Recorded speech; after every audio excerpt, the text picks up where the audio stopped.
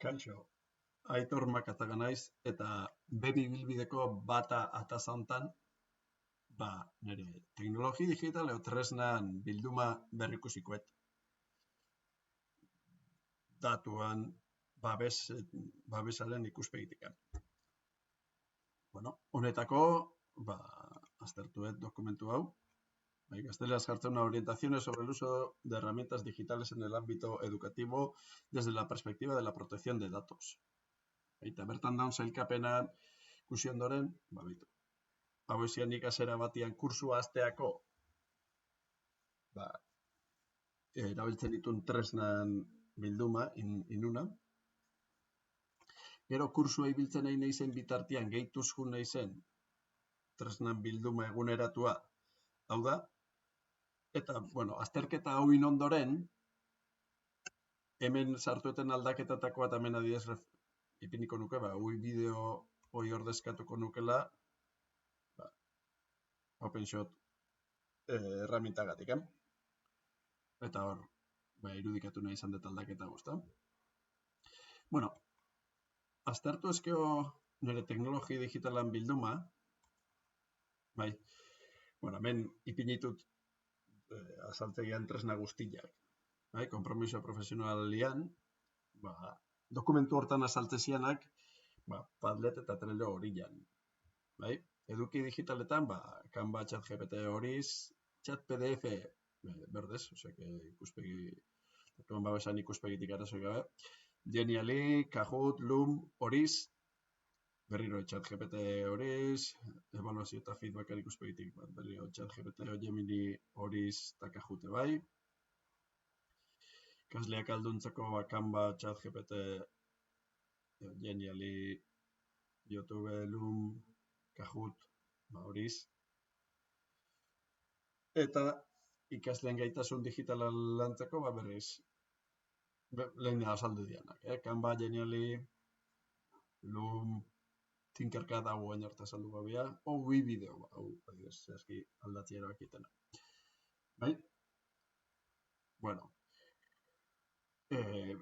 Hemen indetena da, laburtu aurreko dokumentu hortan, erabiltzeko garaian erramienta horietako batzuk, oharrak zein izango liaken, gomendioak eta ikaslien erregistroa. Eta horren, irakurri ondoren, indeten lanketa izan da, irakasliantzako, nire erabilerako izango liaken, tresna horitan, izan Padlet, Trello, Canva, ChatGPT, Genially, Kahoot, Loom, Gemini, berrikusi, berribili beharko dituzken, alternatiba berdeiken baten, gehienak erabiltzen jarraitzia pentsatu ez, baina neurri orokor batzuk hartuz. Lehenik eta behin, datuak aldan gutxi nahi pintzia, eta ez ipintzia, baina datuan minimizazioa o minimalizazioa, eta ikaslean datu personalak behinez ipintzia, kanpoa joazen tresnetan, kanpoko tresnetan, honek kanpokoak esan nahi da, ez dala eskolak beak eman digun tresna nagusia, adibidez Google Workspace, Googleeko erramientetan erramientaz kanpo, esan nahi, ez ibiltzia. Eta horren partez, ibiltziak kode eta ez izenak, ikaslea bat, ikaslea bi, o taldea A, talde B. Gero, dokumentua Google Drive-en gordetzia eta ez kanpoko tresnetan,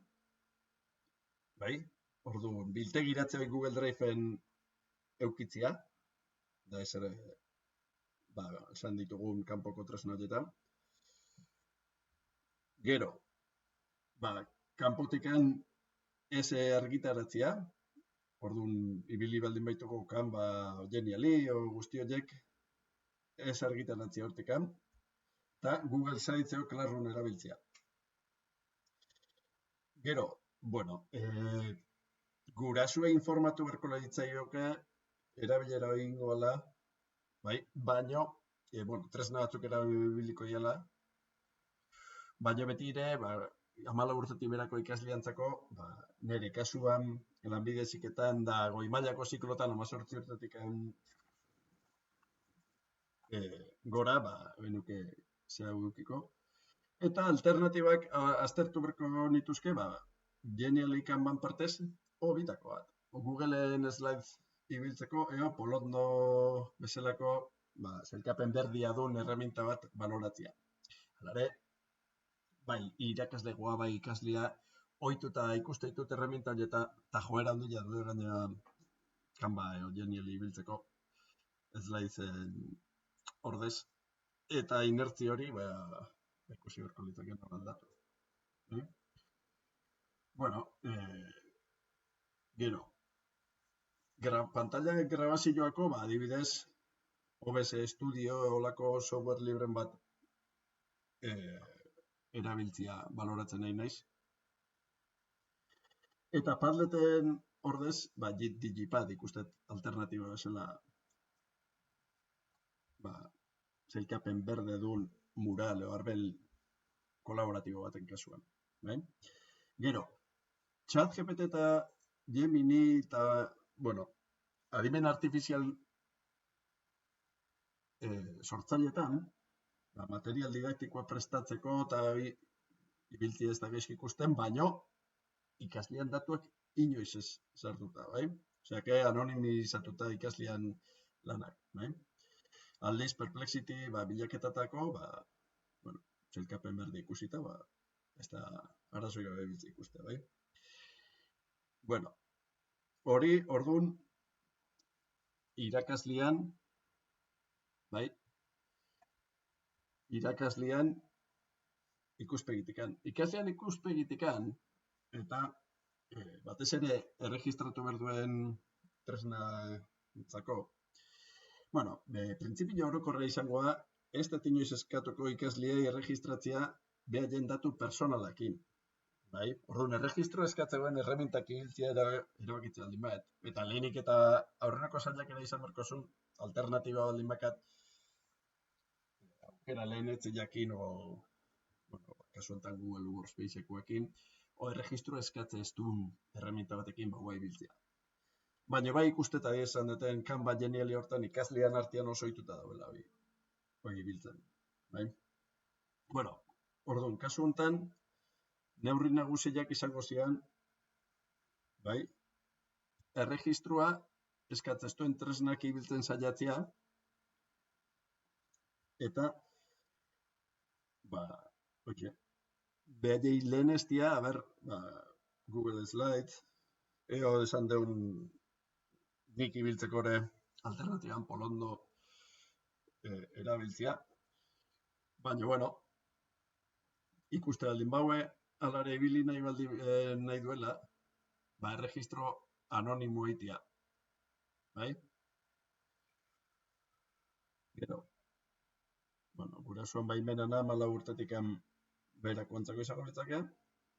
Gero betire ikusi berko nuke datu babeseko ordezkariakin aztertu berko nuke. Eta adimen artifiziala ibiltzean, sortzailea ibiltzean kasuan, nik uste hemen bat inberdala, aurreneko erabilera arduratsuan da lehenbiziko edukatze bat, etiketa eta erabilera arduratsua nola da, plagioan arriskuak, erabat, adimen artifizialak indu dokumentu bat ibiltzean arriskuak, informazioan fidegarritasuna egiaztatzea, eta laguntzailea dela, eta ez ordezkoa, gure laguntzailea, Eta aldiz, erregistratu gabeko zeak baldin badaue,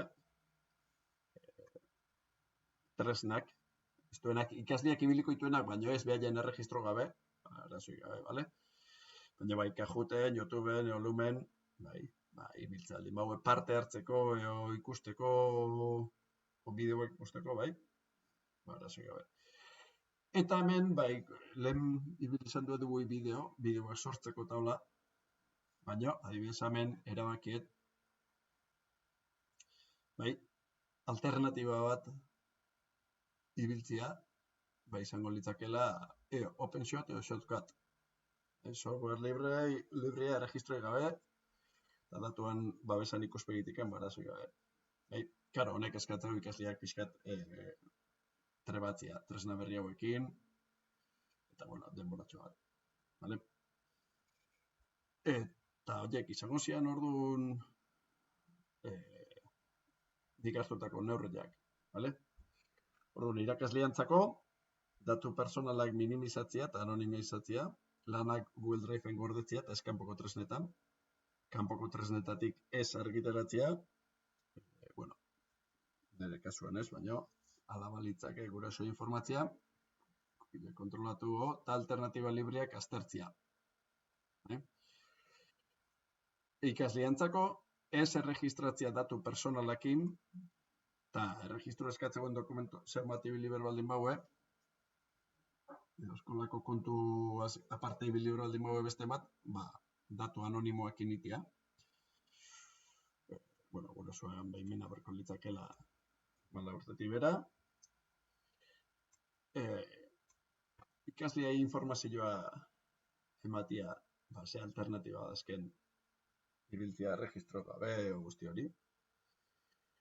Eta software librea lehen estia. Eta hoxe izango litzake hemen indeten azterketa, orduan, esan da bezala, hemen dauen klasifikazio hontan, bilduma hontan, mendazkat adibidez, Loom, WeVideo, guzti horiek, igual baloratu nezazkela, hemen Loomen partez OBS bat ibiltzea, eo WeVideon partez OpenShot eolakon bat. Eta, izango litzake. Agur.